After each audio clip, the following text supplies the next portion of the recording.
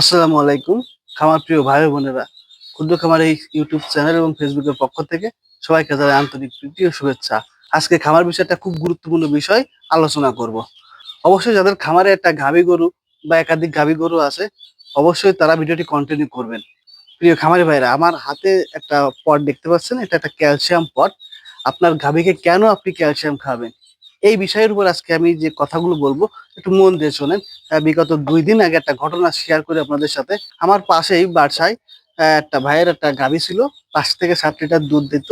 সেই গাভীটা হঠাৎ করে কিন্তু ক্যালসিয়াম শর্ট করে গাভীটা পড়ে যায়। গাভীটা তো পড়ে গেছে, পড়ে যাওয়ার পরে কিন্তু গাভী আর উঠেনি। লাস্ট কি করতে হলো জানেন?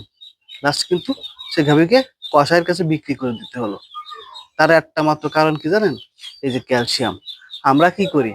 আমরা একটা গাভী থেকে কিন্তু দুধ নিই নিয়মিতভাবে, 8 মাস 10 মাস 12 মাস পর্যন্ত একটা গাভী থেকে দুধ নিই, কিন্তু তাকে যে পরিমাণ ক্যালসিয়াম দেওয়ার দরকার বা যে পরিমাণ খাবার দেওয়ার দরকার, এই জিনিসটা কিন্তু আমরা দিতে পারি না।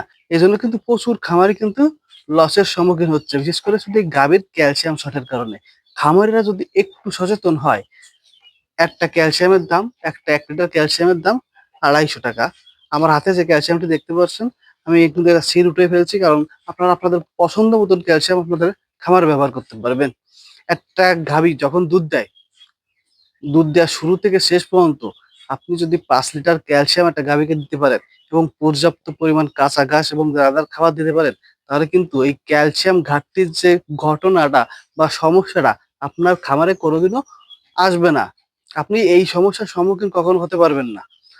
তবে যদি আপনি খামারে দুধ নিচ্ছেন গাভী থেকে, নিয়মিতভাবেই কিন্তু আপনি গাভী থেকে দুধ নিচ্ছেন। কিন্তু গাভীকে যে দানাদার খাবারটা দিতে হবে বা যে ক্যালসিয়ামটা দিতে হবে, যে কাঁচা ঘাসটা দিতে হবে, এগুলো কিছুই দেন না। শুধু গাভী থেকে দুধ নেন। তাহলে কিন্তু আমার পড়শির মতন আপনার অবস্থা হবে।